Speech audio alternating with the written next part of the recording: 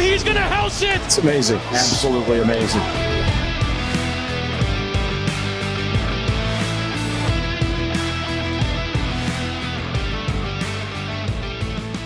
What's going on, everybody, and welcome to another Angle of Pursuit podcast, your fantasy football, NASCAR, and sports betting home here at the Angle of Pursuit. I'm your host, Kyle Robert. You follow me on Twitter at NotoriousKRO. With NASCAR back and Daytona 500 ever so close, it's Brian Twining, and we're here to talk some NASCAR, Brian. Dude, I know we said this at the beginning of last year, but now that we've been doing this for some time, I never thought in a million years that I would be as excited for a NASCAR race as I was for the Super Bowl last week. I know that that's kind of crazy, but I am freaking stoked for this Daytona 500. Yeah, we're heading into year 3 of this, which is insane to me. Obviously, shouts to COVID and if anything good came out of COVID. Yeah, it came with NASCAR is the only sport, Brian. So if we want to talk sports, here's our opportunity. And Yep. Brian and I both dove in head first. Very excited about the potential, and as Brian stated, like every year we do this, we get more and more excited about the sport. Yep. And Brian and I both loved it growing up, so it was an easy kind of like riding the bike, getting back on the wheels. But yeah, we got a lot to get into, a lot of fun races.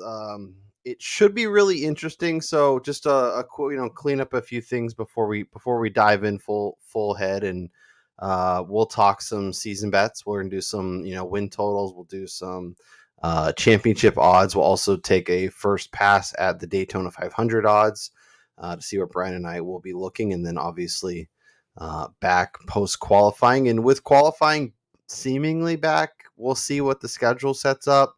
We'll see how it goes. Our schedule for recording is going to be a little funky. Our goal, I think, is to, at least as of now, assuming we get odds and everything, is to do something on Wednesdays, get that out to you guys Thursday morning, and then depending on when qualifying is, record something post qualifying, give you our DraftKings takes, look at where the odds may have or may not have shifted, any updates to the betting board we're going to make there. That could mean live streams on Saturday. That could mean live streams Sunday morning, which for us West Coasters isn't the greatest. Obviously, Brian and I are able to get up early in the morning. Oh, it's fabulous. There's nothing better than talking sports with a cup of coffee. Crack of dawn if it's required, but that's our game plan. So make sure you subscribe. Make sure you smash the bell notification so you know if we go live, if we're doing stuff. If you guys have specific thoughts on when we should go live, or times that it would be best for you, please leave them in the comments. Also, let us know who's going to win the 2022 NASCAR season. Obviously, Kyle Larson is your 2021 champion. And as somebody who had a 12-1 ticket, I'm still living in the glory of that. Obviously, we won't be able to get anything close to that number. But Brian, is there anything you want to look at first before we dive into the NASCAR Championship odds and see if we can find some value? Well, I mean, I guess the most glaring difference heading into the 2022 year has got to be the car change. Mm-hmm. There's been a lot made of it. I just watched something today put out by Fox Sports and Fox NASCAR, where they asked a bunch of drivers what they think like the difference of the car is, and a handful of guys basically just said that now every single driver is running with the same equipment on a week-to-week basis. It's going to be more difficult for the, I guess, pristine teams to gain an edge on kind of car specifics and setup against the lower money teams. Now, the recent news of cars finding it difficult to get parts for these vehicles is really going to play a major role as we get further along in the season. And I'm really interested to see how that actually affects like the lower money teams again, Mhm. and their aggressiveness in certain races. So Yeah, and I that think was that's the point definitely I the wanted to get to, and biggest I'm thing. I'm glad you brought it up, is there is a bit of a challenge to get some parts and get some stuff for Yep. these cars. So teams that, especially the lower money teams, the teams that only can bring one or maybe two cars to the track, they're going to be a lot more cautious, especially in guaranteed, like, oh, I'm guaranteed a spot in Daytona, so I'm not going to be as aggressive in Yep. qualifying. I want my spot and I want my healthy car. There is some talk, and we'll see how this actually works out, that the new body is actually a lot more protective of the parts.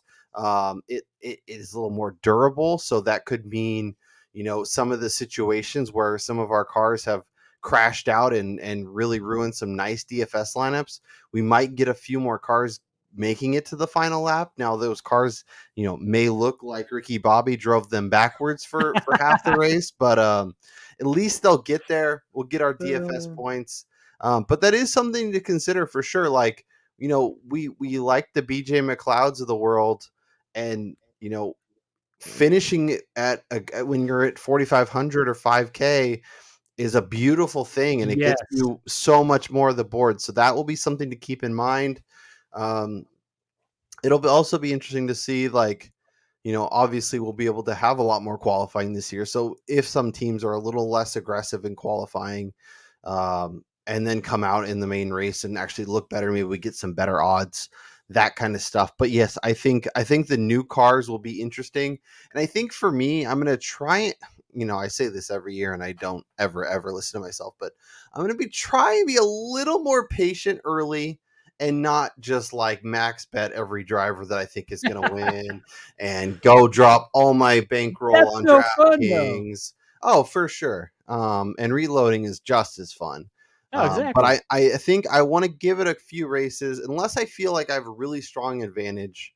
I want to give it a few races to see how the new cars are going to play out and True. how much of a difference we're going to see before I start, unloading my bankroll on Daniel Suarez to win a race or something. Yeah, it piggybacking on that right there, like kind of seeing how these new vehicles play into the racing style. It'll be really interesting to see how the veterans like the Kevin Harvicks, the Denny Hamlins, the Kyle Bushes of the world adjust to this new vehicle and the larger horsepower package where it, driving experience at specific tracks is really going to come into play, in my opinion. Yep. And I'm excited to see the way some of the rookies or like the newer drivers to the circuit do in these new vehicles. So Yeah. I'm stoked for this year, man. It's new 100%. car, people in new cars. Yep. I'm really excited for the 2022 year. Yeah, we have a lot of changes. Obviously, a lot of people, a lot of faces, new cars. We have young drivers like Austin Cindric, like Harrison Burton, Justin Haley. I know we saw him last year, but full-time ride this year, as well as, a plethora of names, including Kurt Busch, including Brad Keselowski, Yeah. including, some of, moving to different places, showing up, not showing up, that kind of stuff. So there's a lot to get into, and a lot of opportunities to hopefully cash some bets this year. And Brian, let's start. I'm going to share my screen here. We'll start with the outright market and look at some people we think might have a shot at taking down the NASCAR Cup. Because I think the most important thing when you're thinking about these is you want to get a seat at the table. Ideally, you want to be in that top 4, that top 8, give yourself a best chance Yeah. to get through the first couple rounds of the playoff. But if you can get your drivers through, give yourself a shot. Some of these numbers are going to be really compelling. As I mentioned, Kyle Larson is your returning favorite, plus 360, a number that, at least for me, I'm is going to be really hard to get to. Yeah, I can't see anybody touching that. So if we stay inside that, say 10-1 odds, so we got Chase Elliott at 5, Danny Hamlin at 7-1, William Byron at 8-1, Martin Truex at 9, and Kyle Busch at 950. Is there anyone in there that is garnering your attention, or should we just keep the pedal to the metal and scroll past these names? Well, I mean, I'm going to continue the trend that I picked up last year, and that's backing my boy Willie Byron. he was so close to getting into that final 8 to the final 4 last Yeah. year. He was one of the fastest cars on a pretty consistent basis. He was the only Hendrick vehicle not to win multiple races last year. I Just think that wild. changes in 2022. Um, And he you know, had shots too. There was lots of exactly. races where he was right there. Yep. Yeah. So I mean, when you're looking at a guy to see his odds at where they are, I mean, he's the 4th favorite. Him in particular, when you look at him at a few other sports books, you'll see on my betting card, you can get him at better numbers. So it's really interesting that DK, which is probably the most popular for NASCAR wagering, I would think. Just I feel like they have a larger plate of bets that you can make on the sport. So I think a lot more people head here. So I think the number's been bet down a little bit. So yeah, for me, inside that 10-1, it's definitely William Byron popping out. Yeah, and obviously we're using DraftKings just because it presents well on the screen and it's Yeah. easiest to find the numbers. Yes. But yeah, always shop William Hill, FanDuel, Offshore, whatever books you have. Make sure you're using that. And oddschecker.com/US is a great place to go. We're not non-spawn, but a good way to shop several lines if you have multiple options. To find the best number, because if you can bet a guy at 10 instead of 8, if you can bet a guy at 16 in 16 instead of 12, you should absolutely Oh, be for doing sure. that. Especially like head to heads and stuff, that really gets good. Yeah, I like the call on William Byron. I like Kyle Busch at 950, 9.5 to 1. Um, Obviously had some struggles last year, but we know the class of driver he can be. It's also really interesting because this is the final year of M&M's being a Yep. part of NASCAR.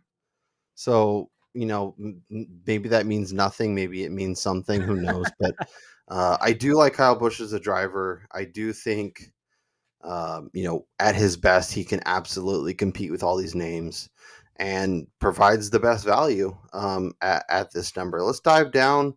Let's keep it rolling. Obviously, we're going to take a bit of a spill here where we go from, 10, 12 to 20, and now all of a sudden we're down at the bottom. We're talking Austin Cindric at 70 to 1. I guess for you, if we're looking, stay above Cindric, so we'll go from Blaney to Reddick. Mhm. Anyone in this range that's grabbing your attention? I mean, the guy at the top of the list, Ryan Blaney, he was a guy Yeah. who you were in love with last year, and rightfully so. Like, he was a really good performer. He put together a couple of strings of consecutive races, finishing inside the top 5. He had 3 wins last year. Blaney was 11 top 5s. He made it into the second round of the playoffs. So this is a guy who could make that leap at that 11 to 1 number, very similarly to the number that you got on Larson at 12 to 1. Yeah. And with the new car, there's going to be a lot of new stuff happening. And then the other guy is the youngster of the Joe Gibbs crew, and that's Christopher Bell. Yeah. He's shown a lot of speed. He's got a lot of experience helping him out there with that racing crew. I I'm really excited to see how the addition of Kurt Busch to the Toyotas and the 2311 team could actually help the Toyotas in general just get faster and compete on a more consistent basis with Hendrick. And Christopher Bell is a guy who they're probably looking for with the future, with Joe Gibbs to help propel him as like the new face going forward. So I think Bell has a good shot at 20 to 1 too. Yeah, I like that call quite a bit. I think obviously, if I'm making a bet in this range, he's one of the 2 or 3 names that really are going to get my money. I think, last year he took a step forward, but clearly wasn't ready to Mm, vault into that upper echelon. I think he could yeah. absolutely do that this year. What am I missing with Alex Bowman? 18 to 1. Guy was top 6 last year. I think it's a number that is worth taking a shot on. And by the time the playoffs come around, you can probably hedge out of that or find multiple darts to throw when he is 6 to 1, 5 to 1, whatever, as the playoff gets started. Because he's another guy that had some, bad luck in a few races, but definitely got his win. And I think should be really consistent yet again and absolutely be in the mix come playoff time. Yeah, I mean, when you're looking at outrights, you're not just shopping for who you actually think is going to win the championship, Yep. because there's so many races after they get into that, that 3-round playoff. If you can just get them into the playoffs, you can just hedge out, like Kyle said. And yeah, Bowman at close to 20-1, a guy who was there last year. He multiple wins. I mean, driving for Hendrick, Yeah. what is there not to like for any of those drivers in particular? Yeah. Yep. I think it makes sense. And like honestly, if you're making a card and you want to keep it in this range, go Christopher Bell, go Alex Bowman, go Ryan Blaney. And like I mean, I love that. I love that trio. And I think, there's a very good chance that when you get down to the final 6 or 8 racers of the year, all those guys are in that mix and are very, very live to take it down. And if we come around to September, October, and Kyle Larson is absolutely dominant again, or maybe it's Chase Elliott season, like you can just bet them in individual races Yeah. and kind of get your money back, because obviously you're not going full units or massive paydays. You're looking for big paydays on a solid number. So beyond these guys, I don't know if there's anyone I'm really going to take a shot on.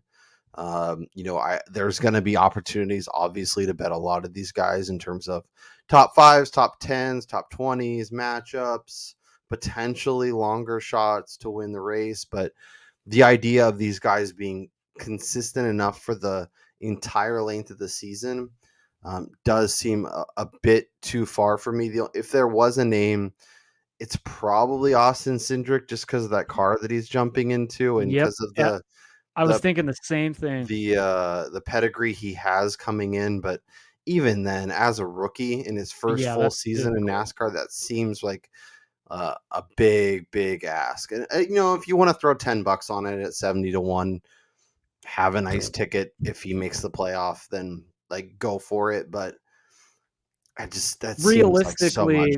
Realistically, he's a guy that I'd be shopping maybe offshores for to make the playoffs if they offer that prop somewhere, because he'd probably Yeah. get that at a pretty decent number, not necessarily as an outright. Because, like Kyle said, I mean, there's a big jump from Tyler Reddick to Cindric, and for a reason. I mean, these guys are either rookies, they're really young, or they're racing for low money or low budget teams who are going to find it difficult once they even get to the playoffs.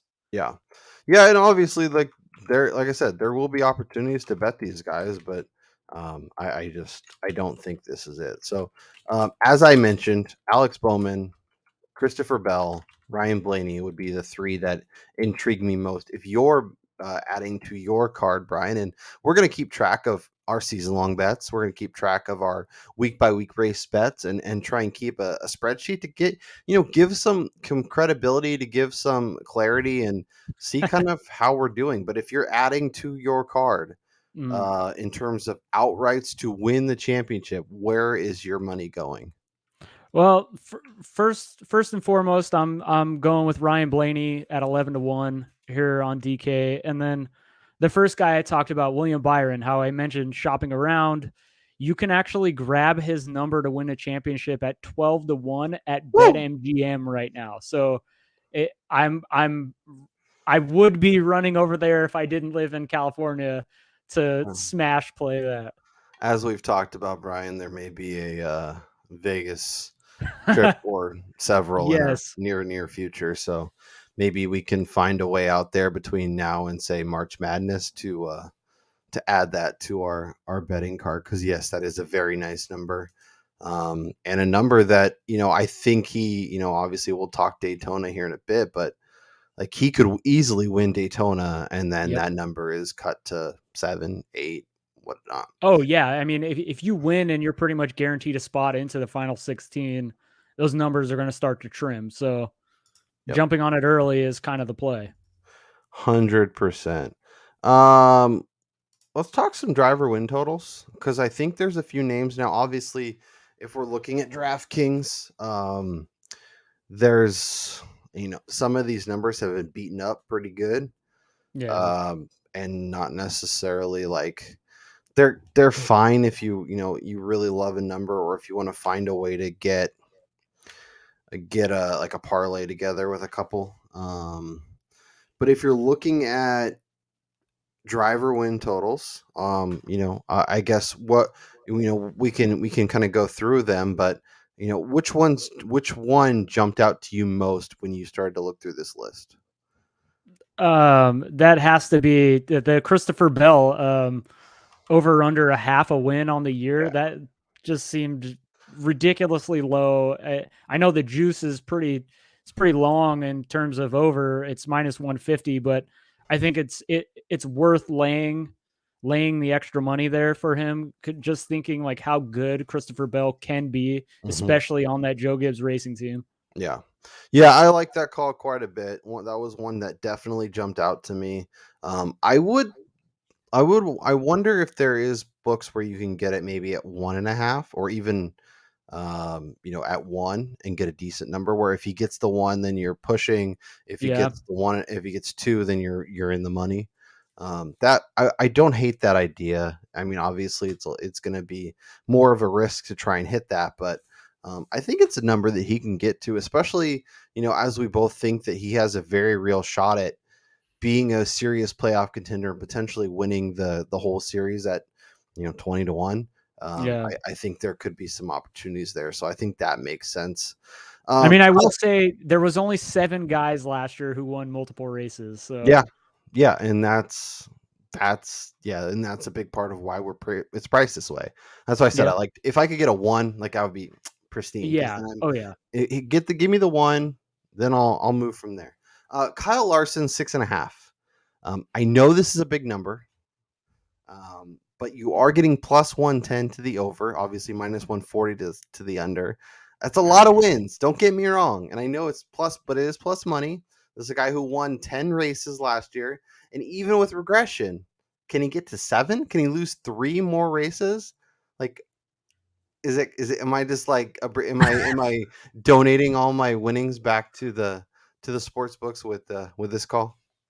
Oh man, I honestly, for me, I know. So we've really only been doing this for 3 years, like you said, but I I know every year there's like a dominant guy, but I Mhm. find it hard to believe that Kyle Larson is going to do what he did last season Yeah. and just crush the field, especially knowing how these cars are supposedly going to be very, very similar. Like it's going to be all on the driver, or it's going to be more on the driver than it is actually the setups. So I find it hard that he's going to repeat what he did and go over that number. I mean, that's such a big amount considering last year he finished with 10 wins overall, which is ridiculous. Yeah. But the next 2 guys, Truex and Bowman at 4, Blaney at 3, and then Denny Hamlin, who was right there with Larson in terms of points all year, only won 2 races. Yeah. Yeah, no, that is completely fair. And it's probably a bridge too far, probably something I won't actually bet, but I did think it was worthy of a discussion. What else we looking at? Your boy Willie B, 2.5. Can he get 3 wins on the season? The under is minus 120, so that's seems to be a fairly even split. What are your thoughts? It's hard picking, especially once you get over that 2 mark. I mean, Yeah, 2 wins is kind of like that's a good year for drivers. yeah, Once you get into that 3 to 4 range, I mean, you need a lot of stuff to go your way. And I I don't think that I love William Byron. I think he's a great driver, and I think he can win a championship. But I don't think he has any tracks where he's head over heels better than the vast majority of the field. So I find it difficult to think that there's any weekends where he's just that much better than everyone else, and it's a race that he should win and he will win. So I think yeah. getting to that 3 number for the over there is a little more difficult. Yeah, and it's hard to get to some of these. Like Joey Logano over 1.5 seems like a great idea, but at minus 225, it's really hard to get there. I feel like Yeah. These are great parlay candidates. Unfortunately, you can't parlay them together because why would DraftKings allow you to do that? Maybe tally with a golf winner, with a NFL future, maybe a team to win the division, that kind of thing. You might be able to find some decent value. Any other names that we didn't hit on that you want to make sure we hit? Well, I mean, I know he's going to a new team, but like Kurt Busch, his over under is only a half. Yeah. He's yes, again, going back to the new car, like he's now in a position where with that 2311 team that I think he can actually compete more with the new vehicle, and he's shown the ability to win multiple races in a season, and all he needs to do is get one to hit that number. So I Yeah. think Bush I mean, it's skewed to the over. It's minus 160, so you definitely got to lay some juice there. But he's a guy that could easily win a race. Austin Dillon, his number is also a half. I know it's Yeah. really again, it's minus 165 to win a race, but I mean, Dillon has shown the ability to win races. These are guys that I'd be comfortable laying more money, thinking that they have a pretty good shot to win one out of the 36 races. Yep, I agree. Let's talk some head to head for wins, and we'll look at the board here. I'll just kind of scroll through them. If any jump out to you, please let me know.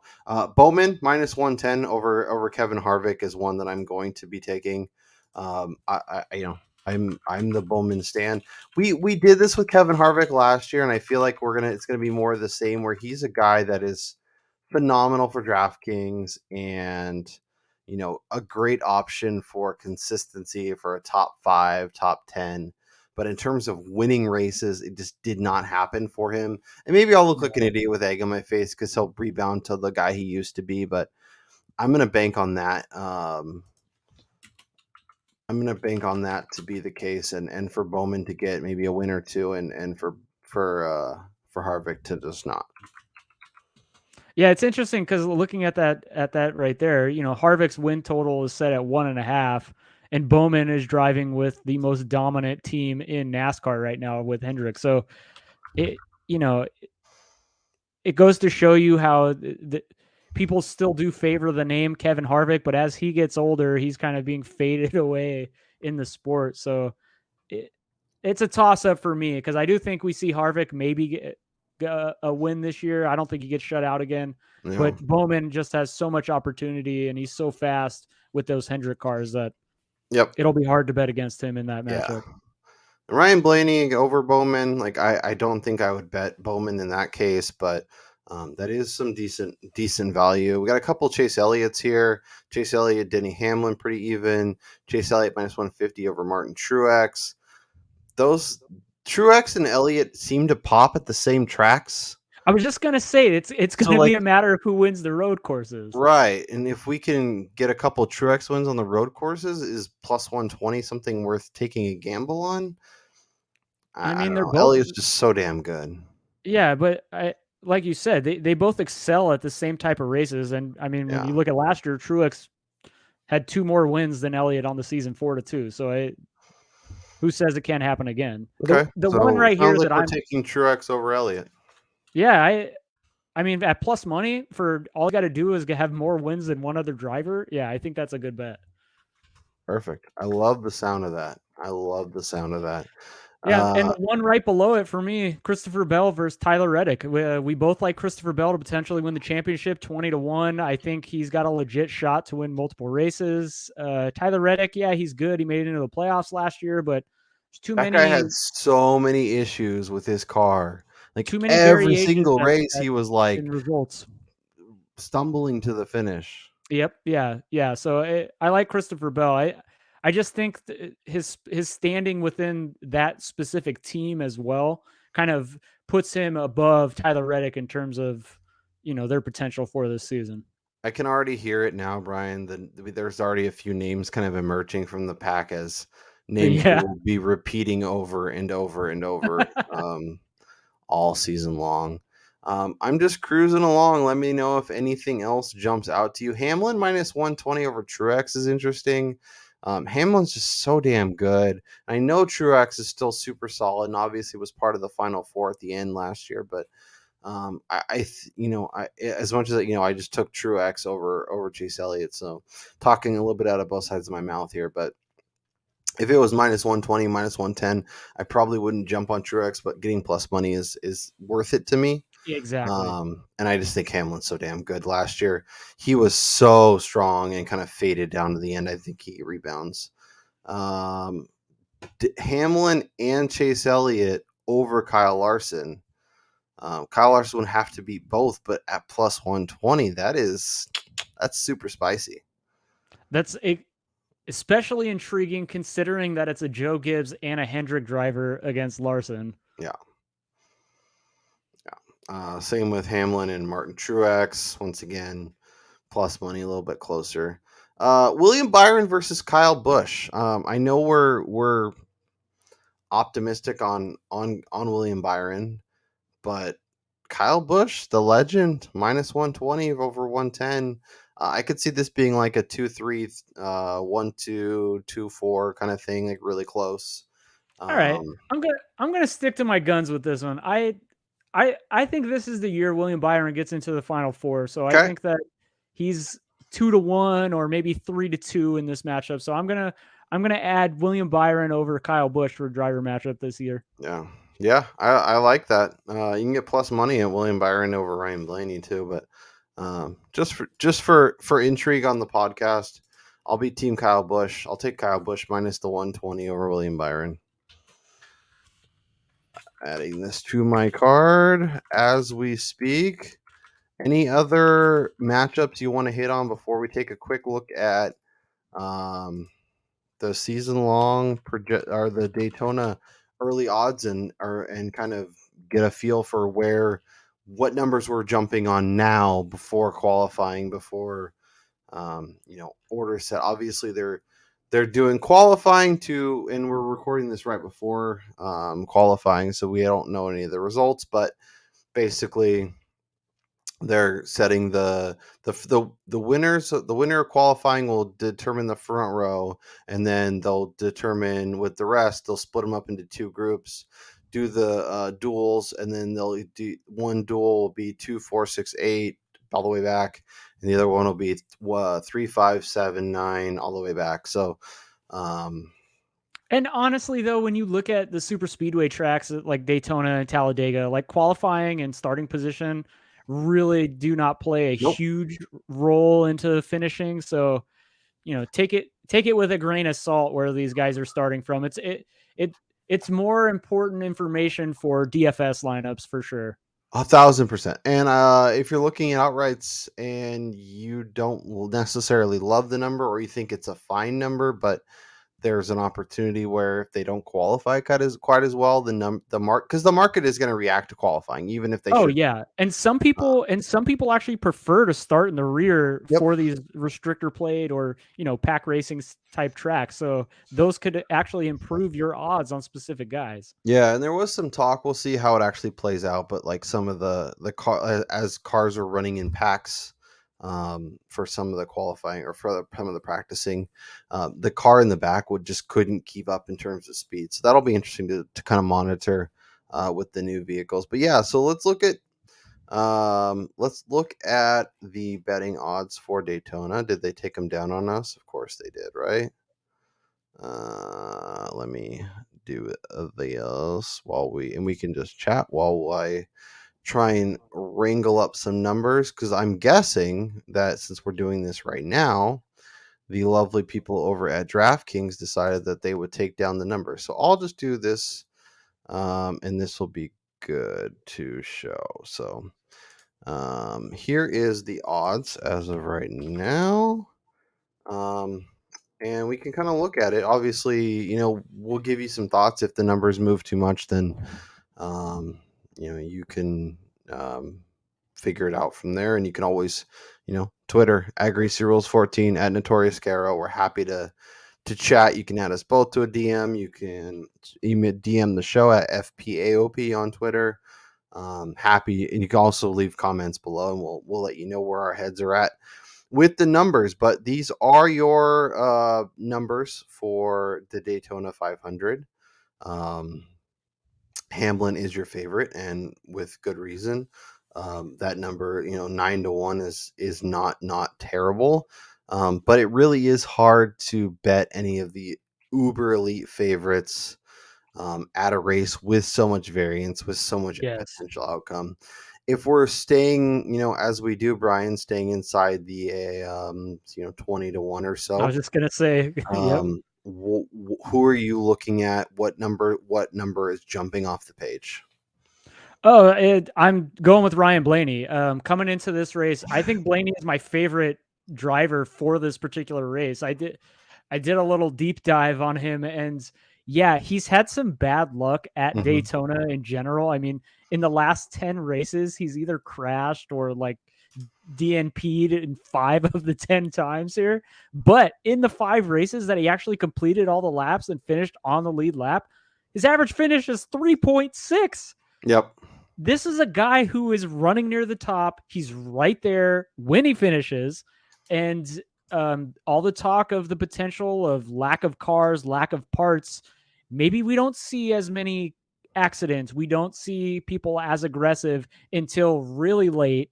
And yes, he was victim of the early big one last year, but prior to that, he had finished top 10 in the previous 3 500. So for me, Blaney at that 12-1 number, pretty much everywhere, is probably my best value pick on an outright. Brian, this is terrifying. Brian and I don't talk about this before that we do podcasts. We get it going and then we kind of think it out live here on Yep. air. And Brian, I've made 2 bets. One of them, Ryan Blaney. I got 14-1. When Woo! I saw That's 14 great and the number. most of the market was showing me a 12 or less, jumped on it. Like I was like, that's it. I'm grabbing that number. Um, I might go back to it if I get a better number between now and race day, but when I saw that number sitting there, I couldn't help myself and jumped on it. So 14-1 is already on the betting card, and I'm very happy to have it.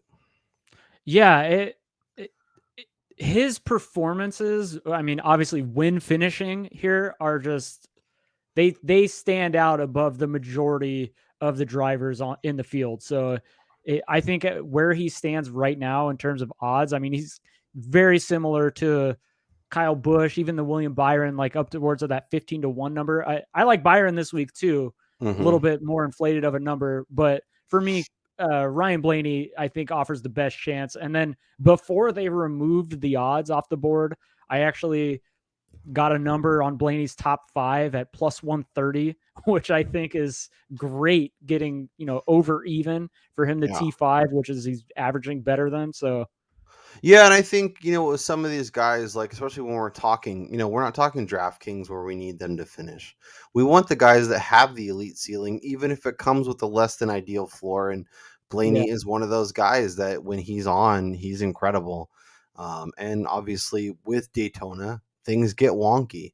And it yep, may be they follow each other for a while and get loose at the end. They may, get loose early and then kind of calm down and then get loose at the end. There's so many potentials, like, and we could talk about more DraftKings, but my God, my lineups last year, that the difference between when like there was like 5 laps to go and what I actually ended up with in terms of points is just absurd. Lineups that I it's thought were sickening. absolutely Yeah, toast were in the money, and yep. lineups that I was feeling great about were absolutely annihilated. So that was an experience. I Bubba wanted to hit Wallace is on a go ahead. so like the Bubba Wallace number at 20 to Yeah. 1. I mean, I am definitely a Bubba Wallace fan. Like he's probably my favorite, maybe tied with William Byron driver at the moment. But I feel like the number is a bit inflated Yep. based on I know he runs really well at super speedways. These are his best tracks. However, coming into the season once again, like you're gonna have all the publicity of him with the 2311 crew. I mean, he's Bubba Wallace. There's a lot of other storylines we won't hit on with him, but like I just don't know if I'm willing to get there at that such a short number for a guy who has basically one win, Yeah, and over it's, I count it as a legit win, but there's people Oh that yeah, it's a definitely legit win. don't see it as a legit win. So like his only win coming in a shortened race due to weather, um, it to be priced at that point is kind of Exactly. interesting. Martin Truex behind him, Eric Almirola, who for all he has, and he's got his ups and downs. 25-1 on a guy who does really well at super speedways. Yep. Like I'd much rather go to that number. Even Austin Dillon. I mean, he runs pretty decent at these Yep. at the super speedways or the speedways in general too. So him at 25-1 as opposed to 20-1 at certain sports books. Like I would much rather go that direction than go with Bubba. Yeah, I completely agree. Cindric seems to be getting a little too much love, I think, as well. I think he has tremendous upside as a driver, and long term, I think he gets a lot done. And I think we were talking about wins. I think he's a guy that could get a win in his first season in NASCAR, but priced at 30 in his first race as a full time driver. I don't know that I can get there when I see as much as we talk upside and downside and all around side. Ricky Spinouts, 30-1 right there. I'd much rather take a shot on Stenhouse to win the race than Austin Cindric. Yeah, and then even below him, when you skip over Tyler Reddick there, that trio right there of Chris Buescher, Yep. Justin Haley, Ross Chastain, I think that's going to be a group of drivers that if you were to say put a unit on each of those guys, Mm-hmm. you got a legit shot of winning the race here. I mean, when you look at Chris Buescher, he finished second last year at the Coke Zero 400 before being DQ'd.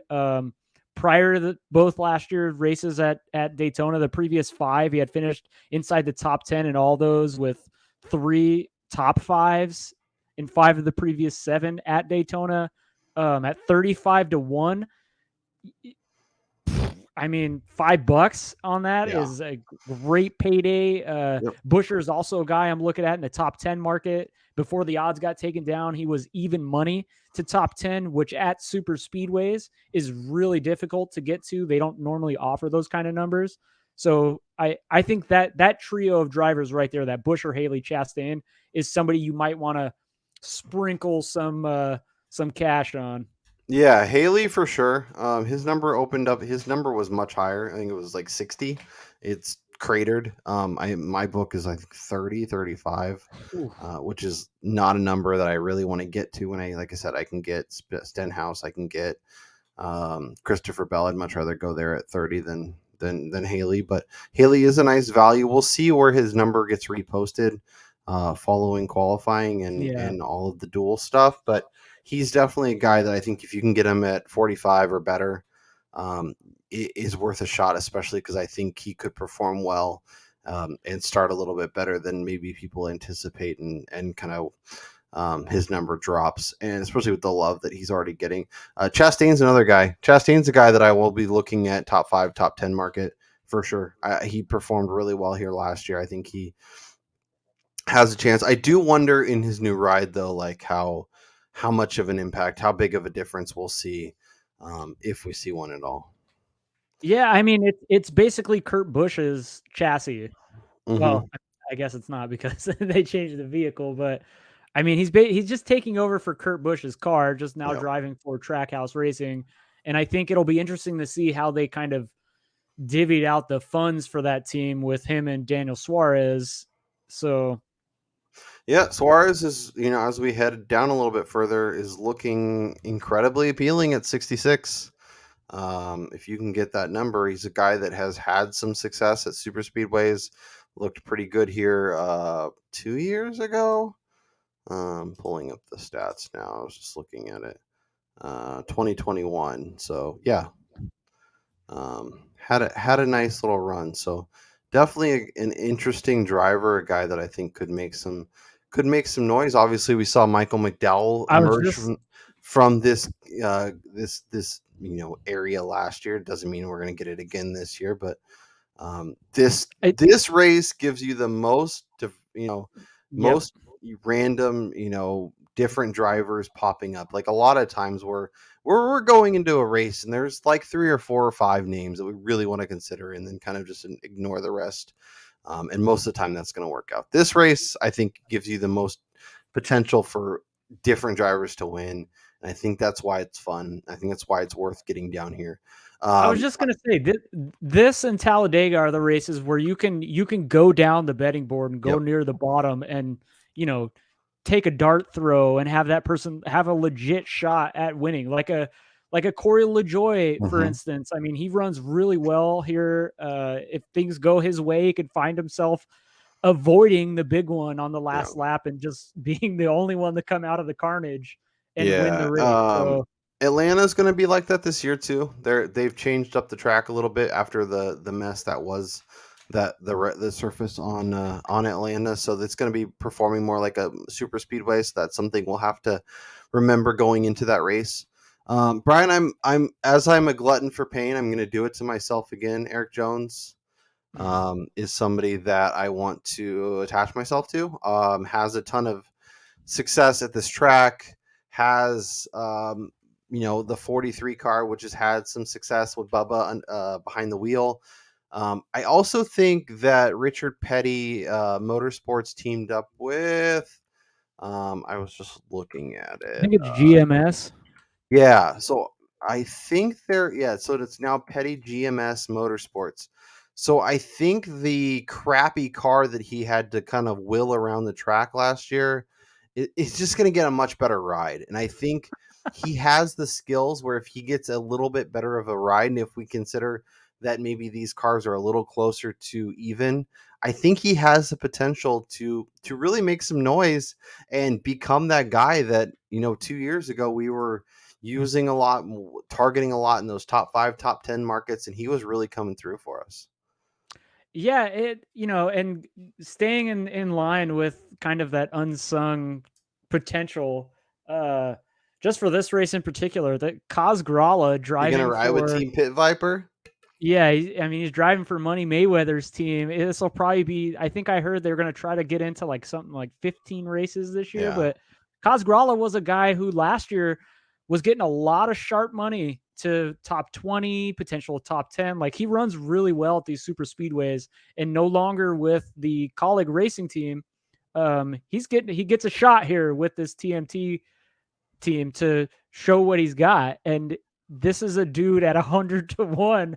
I mean, I'd put $1 on this just for the hell of it. It's more worth action. looking at too in terms of those, that number is going to dictate where the top 10 market comes from, where the top 20 market comes from. So that will be a good way. Like, I'm fine with, maybe taking what your full unit would be and dividing it up over maybe, 2/3 on top 20, maybe a little bit less than half of that left over on the top 10. And then putting the rest on them to outright. And maybe it's, 70, 25, 5, whatever it is, if you say $100. And then you're locking in, but, weird stuff happens. Michael McDowell won this race last year at, I think, 80 or 100. So, you That's don't a want to sore eliminate subject these for me, people, by the way. especially if you feel like they could have a chance at being in that consideration. If they're there at the end and have that top 5, top 10 kind of potential, they could win this race. But he's also one of those guys that are coming in with very few cars. So we'll see if the crew chief is like, hey, take it easy here, bud. Let's just get this car across in one piece, even if that means, finishing 7th instead of, going for it and winning the race. But that could also work out in his favor. Maybe he, sits back a little bit. All the other cars in front of him try and make a mess, and then he just kind of cruises through the mess. And all of a sudden the smoke clears and there's a old cause going across the finish line, because we've seen him pop at super speedway races, and big part of the reason why he is under behind the steering wheel for this one. So Brian, if you're making a bet or two, but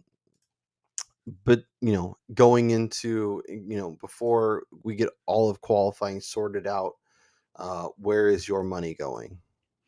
As of right now, I'm sticking with Ryan Blaney to top 5, plus 130. At the moment, before we know starting order or anything of that nature, I think Ryan Blaney for me is my favorite driver coming into the 500 weekend. Yep, I bet Ryan Blaney at 14. I'm putting it on my card at 12 because that's what the market dictates.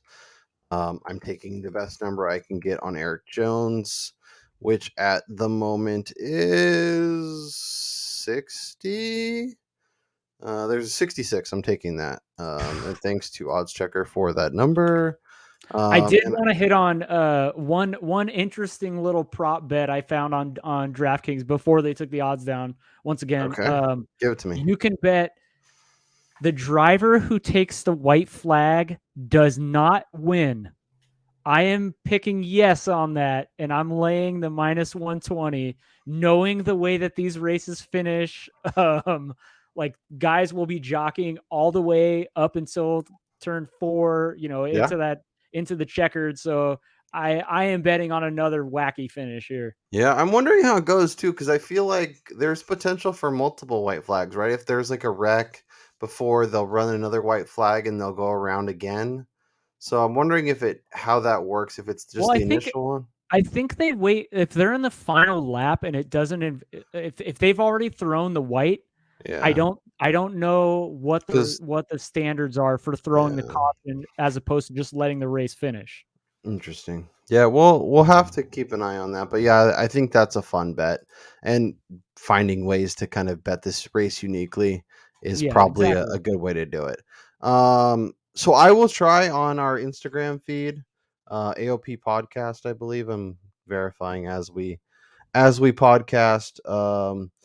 But I'm going to create some information for or some graphics. So if you're on Instagram, please follow the show if I can get this to work. Yeah, AOP Technology. podcast is our handle. I'll create some graphics so you can see who Brian and I like to win the championship, our favorite driver wins props, as well as some season wins, some season wins head to heads. But to win this year, I have Ryan Blaney at 11. I have Alex Bowman at 18. I have Christopher Bell at 20. I have Bell over 0.5 wins, even at minus 150. And then for my head-to-heads, I have Bowman over Harvick, Truex over Elliott, Bell over Reddick, and Kyle Busch over William Byron. Boo. Those are your wins. Brian has William Byron and Ryan Blaney to win the championship. He has Cindric and Christopher Bell. I'm going to add that Cindric one as well. Plus money. Yeah, I'm going to be on Team Cindric this year, even if it doesn't work out well for me. You have also Christopher Bell over Tyler Reddick, and you also have a few team wins which we did not hit on, but give the people the ones you're looking at. And it's a little quick thought there. Yeah, so I got Joe Gibbs over 8.5 wins total. I just think that they're bound to catch up to Hendrick in terms of who's competing for the best team. And then Penske, knowing that I like Ryan Blaney this year a lot, I think Joey Logano gets in the winner's circle maybe one or two Mhm. times. So them over And four and a Austin half Cindric is wins. there too, right? Yes, exactly. And with the addition of Cindric, so parlaying him and Blaney into a Penske team total wins, I think makes too much sense. I And wonder if then you can parlay Penske wins with the either drivers, with either Cindric or huh. Logano. That might be a fun way to And that and attack it. that and that's the way that you play that. I mean, if you Yeah, think that these guys are going to perform really well over the duration of the season, why not parlay that with the total team also thousand performing percent. well? Okay, this was fun. Like I mentioned, we will be back. Um, either Friday or Saturday is my assumption. Once we have qualifying in the books, Brian and I will be back with a full Daytona preview, adding any bets, updating the odds, as well as getting fully into DFS. And then we'll be back each and every week. If you follow us at AOP Podcast on Instagram or at FPAOP on Twitter, um, I will try and update as we go live. But the best way to keep up with our shows, to know when we're going live, to know when we have new videos out, is to hit that subscribe button, turn on the bell notification, and every time we go live, every time we post new content, you will get a notification that there's new content to be watched. Let us know down in the comments anything you want to see this season, you want us to make sure we hit on, as well as your favorite bet to win the NASCAR Championship in 2022. That's Brian Twining. I'm Kyle Robert. Hope you guys are as excited for Daytona as we are, Oh, and we'll yeah. talk to you next time.